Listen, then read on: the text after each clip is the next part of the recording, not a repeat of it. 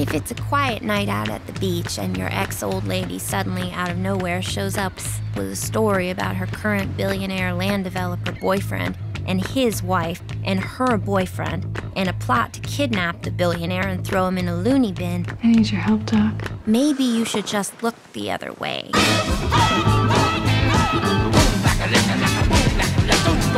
But if you're Doc, it may all start to get a little peculiar after that. Michael Z. Wolfman. And Mickey Wolfman. Mickey Wolfman. Has vanished. So where would I find him? He's technically Jewish, but wants to be a Nazi. And a girl don't necessarily want to get into difficulties with those folks. You got a spare picture I could borrow?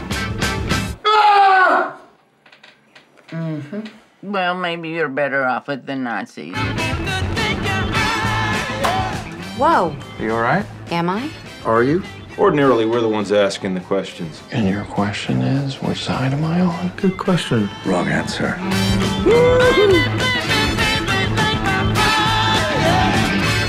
Choto, Kinichiro, Dozo, Moto Panakeku, Moto Panakeku, Moto Panakeku, Hai, Hai, Hai.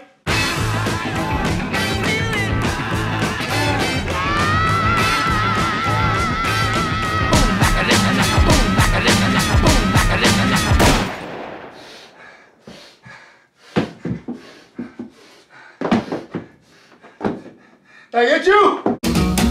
Don't know much about history. Doc may not be a do-gooder, but he's done good. But I do know that I love you. And I know that if you love me too, what a wonderful world this would be. Good luck, Doc. What a wonderful world this would be. Coming just in time for Christmas. I have no idea if this movie's going to be any good, but boy am I glad that it exists. This trailer just made me so happy this morning for some reason. And I think it's because after a summer of blockbusters that seem to be trying very hard to please, it's nice to see a film with a definitive voice. It's like, hey, you know what? I know what I'm doing. I'm a pro. Sit back and relax. Let me take care of you.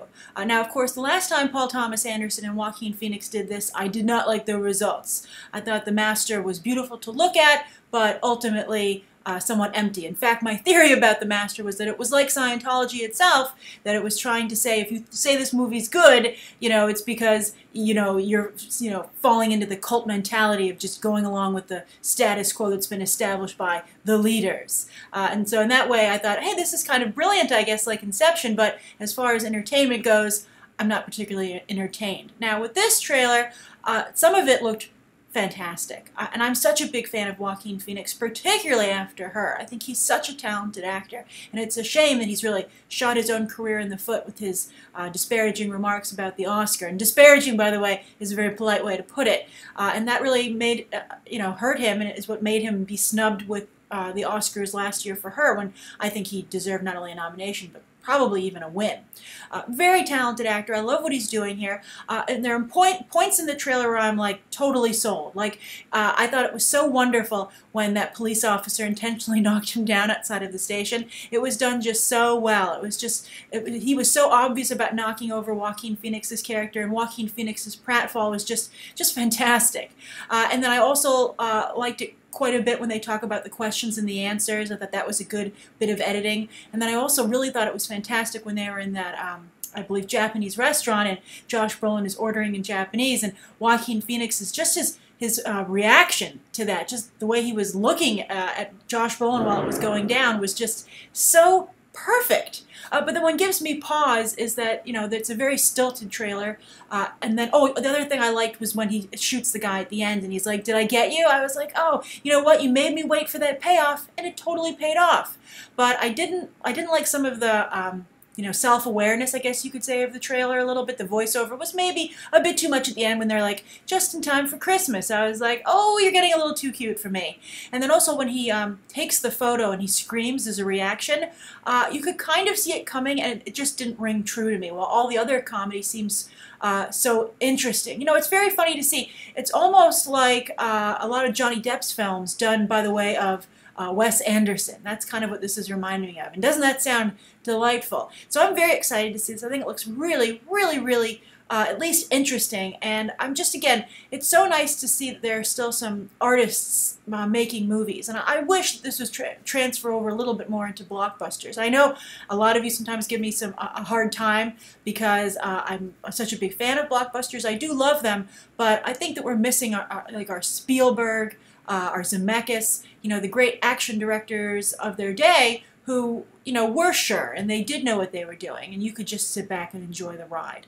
Whereas I feel right now we have a lot of people being broken in. Look what happened with Godzilla. I think that, Gareth Edwards clearly just wasn't totally ready. But he has enormous potential, so we'll see what happens down the line. And so also I think if Christopher Nolan has proved that if you put this kind of attention and care into the filmmaking of a blockbuster, you'll be rewarded exponentially. So I'm curious to what you think of this trailer. Are you as happy to see it as I am? And are you ready for awards season? We're moving out of the the blockbuster season of the summer. It was a rough summer. I think there were some great films, but there were some disappointing films. And maybe we really, more than ever, need a little bit of a breather. So write your thoughts down below. Thank you so much for tuning into my review, and you can check out some more episodes right now.